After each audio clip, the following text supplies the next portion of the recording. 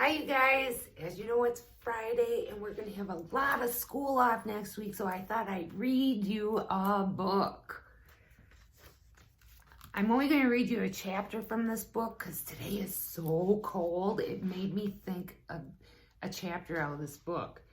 Now, this is a book by Arnold Lobel called Frog and Toad All Year.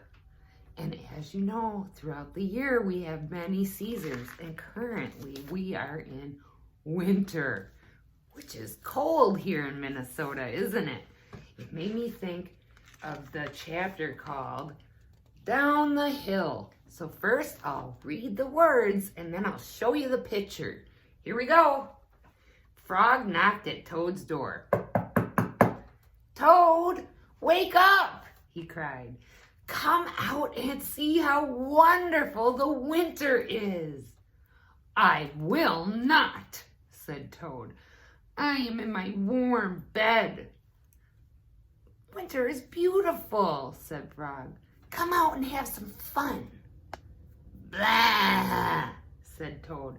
"I do not have any winter clothes." Okay, there's Frog. And he's knocking on the door. He's holding stuff. Well, Frog went into the house. "I have brought you some things to wear," he said. Frog pushed a coat down over the top of Toad. Frog pulled snow pants up over the bottom of Toad. He put on a hat and a scarf around Toad's head. "Help!" cried Toad. "My best friend is trying to hurt me." "I am only getting you ready for winter," said Frog. Oh, there he is, pulling on his snow pants. And there Frog is putting a hat on top of Toad's head. But I suppose if you've never been in that much clothing, you might think you're getting hurt. Frog and Toad went outside. They tramped through the snow. "We will ride down this big hill on my sled," said Frog. "Not me," said Toad. "Oh, don't be afraid," said Frog. "I will be with you on the sled. It will be a fine, fast ride." "Toad, you sit in front and I will sit right behind you." The sled began to move down the hill. "Here we go!" shouted Frog. Now, Frog looks happy, but what does Toad look like? He might be a little worried. There was a bump. Frog fell off the sled.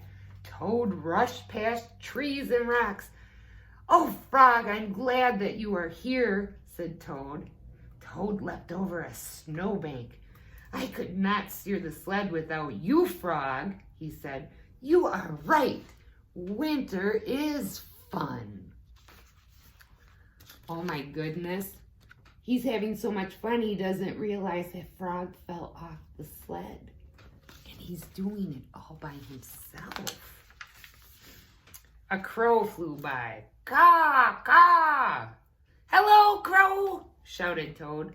"Look at Frog and me. We can ride on a sled better than anybody in the whole world." "Caw! But Toad," said the crow, "you are alone on the sled." Toad looked around behind him. He saw that Frog was not there. "Oh, I'm all alone!" screamed Toad. So that crow let him know he was by himself. And he was scared, isn't he?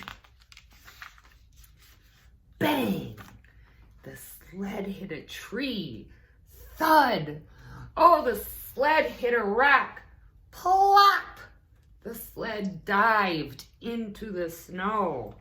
Oh, once he realized he was alone, he lost control. I think Toad's got to believe in himself a little more than that, don't you? Well, Frog came running down the hill and he pulled Toad out of the snow. "Oh, I saw everything," said Frog.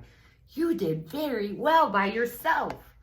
I did not, said Toad. But there is one thing I can do all by myself. What's that? Asked Frog. I can go home, said Toad. Winter may be beautiful, but bed is much better. Oh, his feelings are hurt.